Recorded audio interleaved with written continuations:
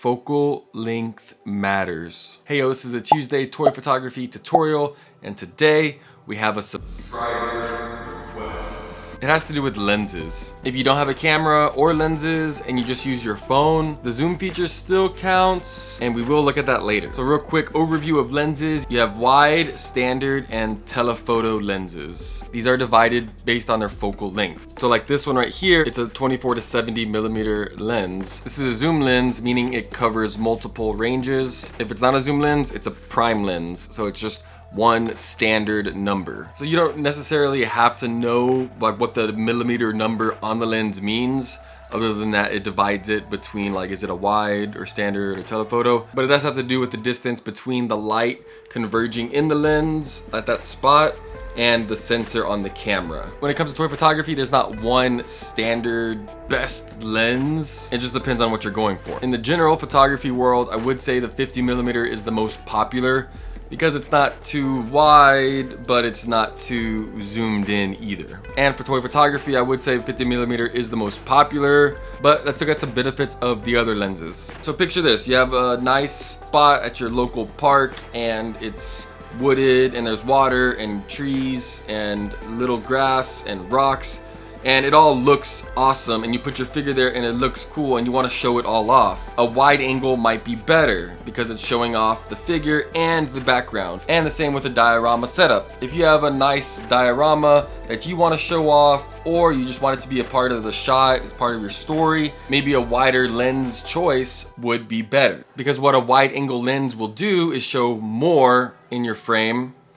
and it will also be more in focus. One thing to look out for with wide angle lenses is it can distort objects that you're shooting. So here I switch it to 15 millimeter, which is pretty wide, and you can see how much more it's covering. Like it's almost like, from where I'm at, like almost my whole wingspan, but really I'm only like a foot away from the camera. That's cool how much it's showing, and I'm at a good distance where it's not really distorting me. But if I get really close, so you can see how much like my face is like almost fisheye, but not really. And you can see that my big nose looks even bigger. It's not that flattering. With toy photography, this distortion isn't as noticeable because you're working with smaller figures.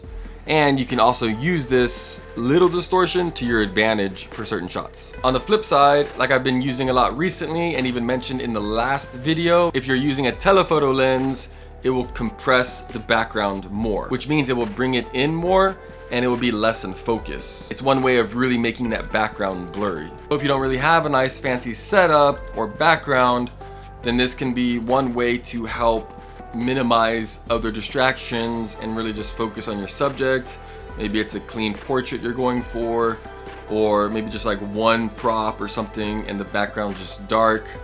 So using a longer lens, like 85 millimeters and up, like I've been using my 100 millimeters, can really help you take your toy and make it look real and bigger than it is. Distortions can happen with telephoto lenses too, but it's usually a little nicer and more flattering. So here, even though like overall my head looks bigger because it's like more zoomed in, like you can see kind of like my features might look smaller compared to like my close-up big nose. It kind of compresses my face almost. And look at the background. So I'm a little farther back because it's zoomed in, but compared to the wide angle at 15 millimeters and what you saw in the background, I even pushed this camera back some and it's still significantly less than the 15 millimeter. That's a huge difference in what you can shoot. So just imagine this difference with an action figure in toy photography. Overall, it comes down once again to what you're going for.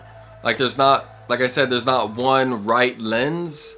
There's so many different lenses and focal lengths. It all depends on what you're going for and what you want to be in your shot, or what you don't want to be in your shot. And so the last factor that plays into all of this is how close you are to your subject and how close your lens can get to your subject. Your lens is like your eyeball, and if you put like the figure super close to your eye, like, or anything, you can't focus on it. So the same with the lens, and that will also control like what's in your background or what's not. Because if I do have like a telephoto and I'm like really far, well, it's gonna show more background, obviously.